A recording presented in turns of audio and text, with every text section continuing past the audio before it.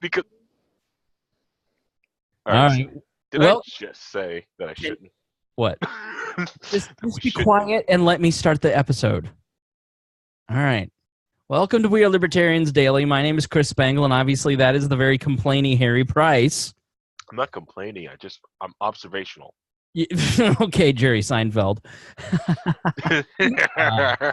Recording this after we just recorded our Venezuela episode. Hody Johns did such good prep that I don't want to not do an episode, but Alina and Aaron had to go, and so Harry just couldn't stop screeching over here. So, when he gets ranting, we got to let him go. And I do have some things that I'd like to say about this. But so we had the showdown taking place.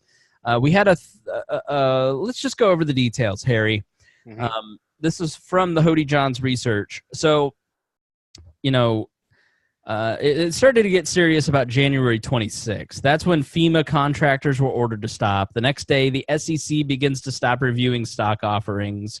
Mm-hmm. January 4th, TSA workers no longer pay, but they're still asked to work. January 11th, all non-essential federal personnel miss a paycheck.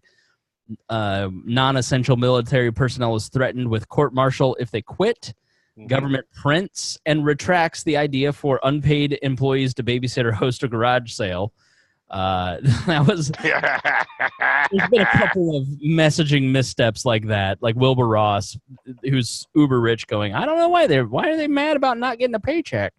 Why are they mad they're not having a paycheck? We'll talk about that in a moment. Let's see. Trump announces a 3-week deal to temporarily open the government that contains no wall funding on January 25th. So it looked like he caved on the wall. January 27th, over 5.7, I think it's billion, has been lost due to the shutdown. The amount would have to be the amount that would hypothetically be needed to finance the wall. So the shutdown cost $5.7 billion. The wall was supposed to cost $5.7 billion. Compared to other shutdowns, this is the 15th shutdown since 1980. This is the longest at a little over 34 days. 21 days was the old record. 800,000 people were missing paychecks. The Democrats reportedly considering a plan to give $5.2 billion to fund a quote-unquote cyber wall with drones, sensors, and some smart fencing. So they're going to give him $5.2 billion for smart walls, but not $5.7 for a physical wall, which seems asinine. They don't care. They just don't want the symbology of the wall. They've also compromised on a plan to make the wall out of concrete, but no Democrat actually changed their vote once that compromise was implemented into the bill. And they also rejected the amnesty for the Dreamers. The Democrats rejected amnesty for the Dreamers. So now the clock is ticking. February 15th is another deadline. They funded it through that. You had the air traffic controllers threaten to walk out, and were going to walk out in LaGuardia, and so Trump couldn't fly in to see his hometown. So it was starting to get serious. They were about to miss their second paycheck, and the natives were getting restless. And so Donald Trump caved and temporarily funded it. They passed a CR, and so on February 15th, he says he's going to shut it down again. He gave them a temporary reprieve and all their back pay, and he's going to shut it down again for the wall. But the polling was absolutely brutal. So let me go to this Quinnipiac poll, and then we'll let you rant, Harry, once we kind of get some of these facts out there. Seemed like a fairly decent poll. Americans trust House Speaker Nancy Pelosi more than Trump, 49-42, on issues that are important to you. Independent voters trust Pelosi, 49-36, over him. Men are divided as 48% trust more and 42% trust Pelosi. Women trust Pelosi more, 54-37. White voters trust Trump more. Excuse me. So Trump and the Republicans in Congress are responsible for the partial shutdown. 50% say. 34% say Democrats are responsible. American voters trust Democrats in Congress more than Trump on the issue of border security, 50-41. So this is the first time in like 20 years that Democrats are beating Republicans. It's usually been double digits that Republicans are trusted by the American public on the issue of border security. They're now losing by 9 points to the Democrats. The negative approval rating for Democrats in Congress, 38 to 57. Best grade since 2009. Republicans, 30% negative to 65% job approval rating. Meaning, so let's see. The point being that this was pretty bad for Trump in terms of public opinion polling.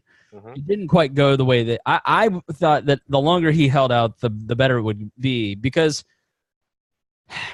here's the thing. I got a notice from my apartment, and it said, if you're a federal employee, we'll work with you. Well, they didn't work with me when they lost my money order. When I have money problems, the IRS doesn't care about my sob story. They shut down my dad's business for 2 months. I just see these stories, and it seems like propaganda to me. Where as much as I want to be empathetic, it's the callous libertarian in me who goes, "What is this? You don't have 2 weeks of food in your home." You don't have 2 weeks of income to save. Like, why am I supposed to feel bad for you because you're not getting a paycheck stolen from my tax money? So I that being my bias, I assume that Trump would probably eventually prevail because Trump just doesn't have to give a crap. He's one person. Right. But the Democrats have hundreds of constituents, in the Congress that they have to. But apparently the Republicans in the Senate especially started getting a really strong negative feedback from this. So that's kind of where we're at. We may go through it again in 3 weeks. But I think at this point it's pretty clear that Trump has caved. He's not going to get his wall. And that made Rob Kendall, our local Trump lover, lose his mind. And rightfully so. Yeah, but we're always trying to be empathetic to people, but when I see the stories about people like week one, this woman in the first week is pawning family heirlooms because the government is shutting down. It's like Media Matters found that person and they made up a story. Like, that just doesn't make sense to me. Yeah, she was already in massive debt before that happened. Right. And that's the other thing. And it goes to show you, like, the money problems of a lot of Americans have. And these are the people who are supposed to be good stewards of the money that they steal from us and do with us in public good. And they can't live paycheck to paycheck. How many of us in the private sector that can probably go, that saves up money for a month, 2 months, 3 months, because you know what? Hey, you may get laid off in the factory because it's not busy season right now. Okay, you may end up getting laid off from your company because they're downsizing or sold to something else, or you may need 3 to 6 months worth of expenses left over just because the federal government puts a new regulation and they don't need your department no more. I definitely don't have 3 to 6 months saved up, but I have other streams of income, and if I lost my main job, I would be able to survive. Like, I look at this and I go, I'm supposed to feel sorry for you because you chose to work for an irresponsible employer that has continued shutdowns. Like, if you work for the federal government, by this point, you should know that you may get shut down and you may not get a paycheck. Correct. You may have to go 2 or 3 weeks before getting paid. Like, yep. And somehow that is, I'm supposed to feel sorry. I have a hard time finding the empathy on it. Correct, considering like the most of us in the private sector have to work till April without getting paid and have to send all that money to the federal government. That's a tax thing because you pay that much in taxes for for 3 months of the year. Then you really start bringing home money, and the whole gross thing is scam thing. But the thing is, like, that's one thing that you learned from a duel, and I picked up from a duel too, is always having multiple incomes, because at any moment your boss can walk in and go, I think he said, like, hey, we're doing country music, That was the duel's joke, was like always having multiple streams of income, because at any moment, my boss could walk in, just like, hey, Harry, we'll switch you to China. Bye. And like, oh, I'm going to go find something else to do, And it's that arrogance, that pompous arrogance, like, well, I work for the government. They can't go anywhere else. I'm their only customer. You can only go to me. And that pisses me off. Well, I think it shows the lack of entrepreneurial spirit, don't Mhm. you? Yeah, that they have is like because they know they don't have to compete. They know fully damn well they do not have to compete, and they're like, "This should be the most stabilized job in the world. I don't have to compete. We just take the money from these people, and they have to go through us." And it's that ludicrous nature was just on parade, and people were just like, "Well, they can't feed their families." Bull crap. There's so much. The unemployment is very low. My company is struggling to fill positions of trying to find qualified people. And then these people are, we just can't find a job. Like, dude, I've hired 3 people last week. I rushed through 3 different onboarding just to get them in as fast as possible because we needed people. And I'm still doing it. So the fact that they can't go out and just go find jobs in a week, bull crap, you know? And don't Well, let these people have sympathy for you. They're getting a pension off your money, you know? After what, was it 25 years of working for the federal government or 30 years for a non-essential employee, they get their freaking pension? Screw them. wow, you're really worked up tonight. No, screw them. You don't get a pension. They get their freaking your Social Security gets screwed over from these people who have to work paycheck to paycheck, and it kind of like, oh, I can't manage my money, so I can constantly steal it from you for the rest of your freaking life because I can't manage my freaking money. I've got to have my Lexus, my Beamer car payment for from the time I start working for the government until I end. I also gotta have my Planet Fitness account. I've got to have all these new Okay, all right, calm I've down. got to have my iPhone with the $1,200 iPhone, a $2,500 Apple Mac Pro piece of crap. They can't sit there and look at the money that they have coming in and understand, like, hey, I'm only going to get paid this a year. You know, if I got paid that on January 1 and I had to budget that out through the whole freaking year. You've turned into Street Dave Ramsey. Stop.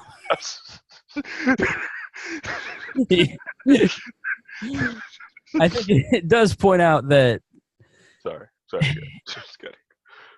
It's kind of like the learn to code thing. Have you seen the learn to code thing that's happening on Twitter? Yeah, learn to code.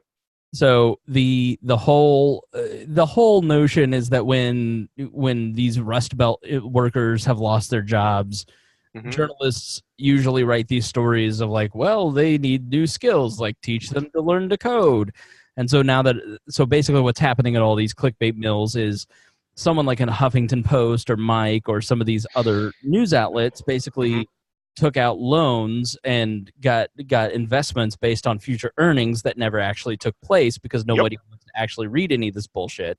And so what ended up happening is they folded. The other part is the organizations that are folding quickest are the ones that are the employees unionized. And so the union employees are trying to get revenue for raises that just doesn't exist. Like they can't operate. So you get a Huffington Post. Sit down. We're on camera. They can't get it together, right? So sorry, got heated. I'm still trying to calm down. These conservatives are tweeting at these people who lost their jobs, learn to code, and Twitter apparently is going to start banning people but they don't like it's.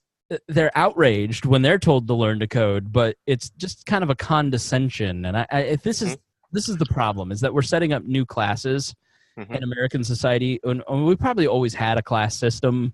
It's just not been as articulated as it might be in this modern income inequality era. Excuse me. Yeah. Oh, it's getting ready. It's going to get the inequality is just going to get. It's going to get weird here at the end of 2019 and going into 2020 because all I could say, like the rumblings that I'm seeing or feeling from Silicon Valley and all the tech bubbles, like that tech bubble, it is bubbling. Cryptocurrency has pushed it as far as it can go. Right now, it's got nothing. It's got nothing. The first trouble is Apple. You know, if Apple can't make it, oh man, it's gonna. Now, I'm not saying Apple's going to any dire straits. No. They're rock solid. But since they had to stumble a little bit, oh no.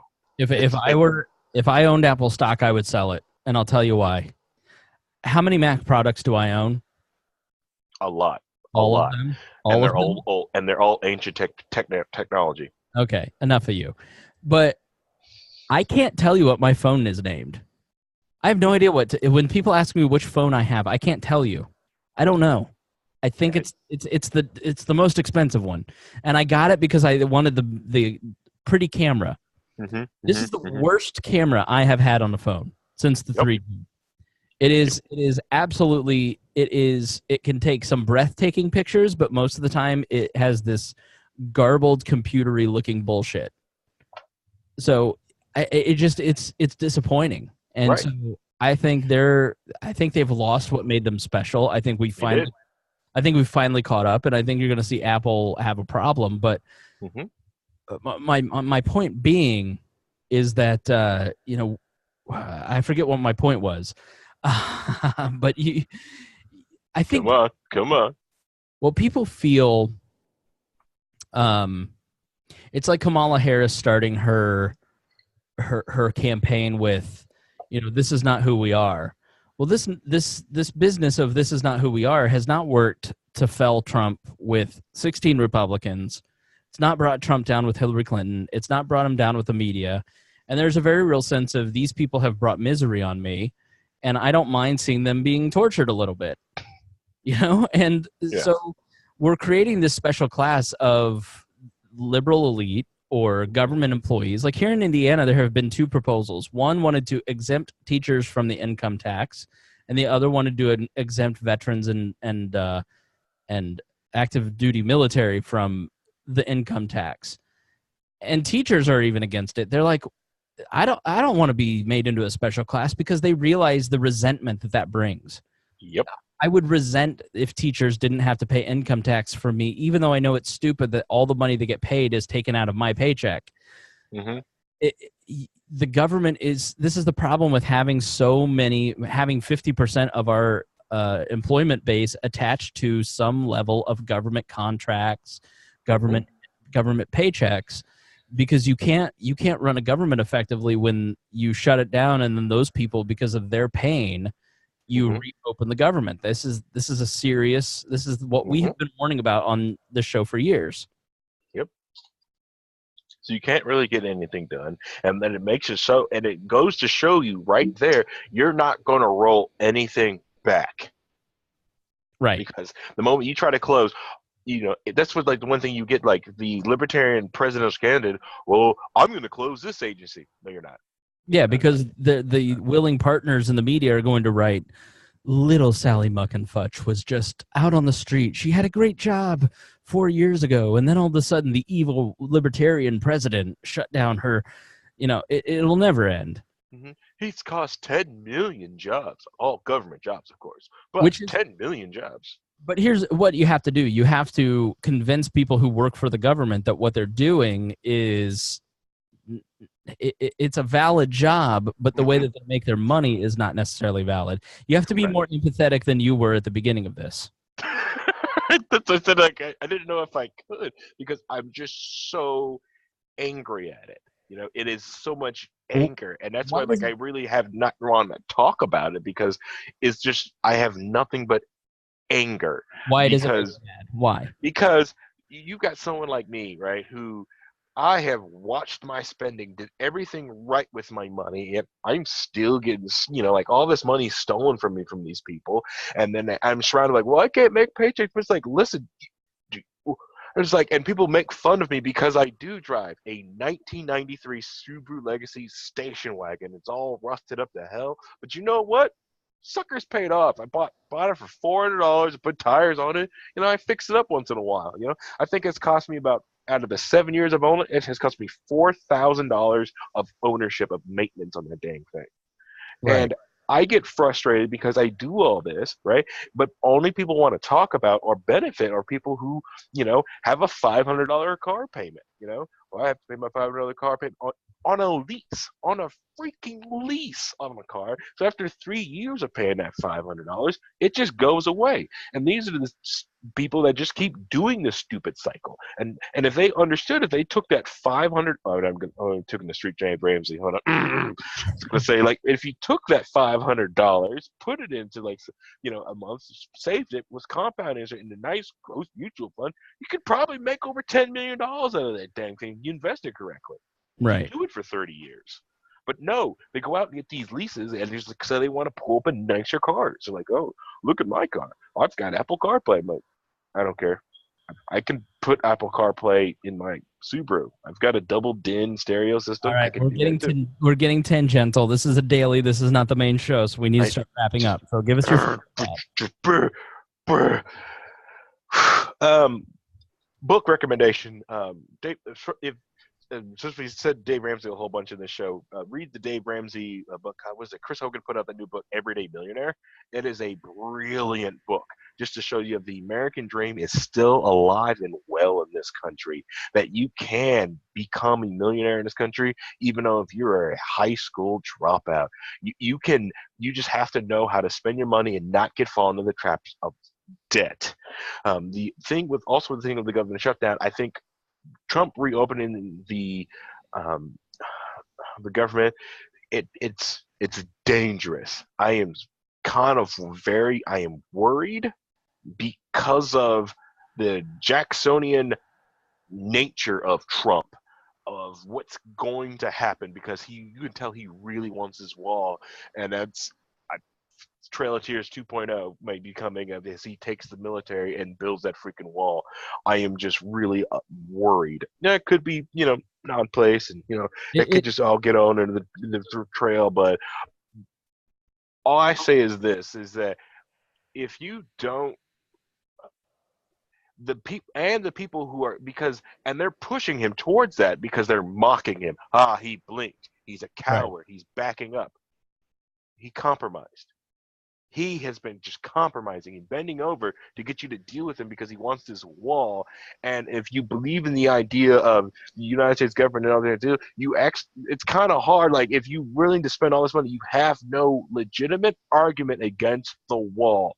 Libertarians have an argument against it. We can sit there and we can be completely consistent. But everyone else, you do not have an argument against it unless you want to really change everything you have probably said about government.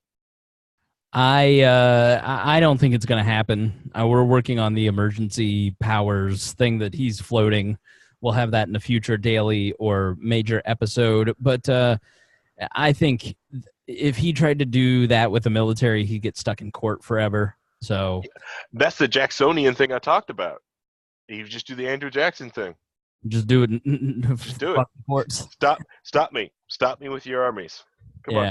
Yeah. Stop me with your army. Oh, that's right. You don't have an army. So it looks like you need to shut the heck up. Yeah. That'd be bad. Oh, right. Yes, it would be bad. And it's not like it has not happened inside the United States before. All right, Harry. Thank you for joining. Thank you for joining us here on Wall Daily. You've ranted a lot, but it was good thoughts. Some of them. All right. We'll see you tomorrow. All right.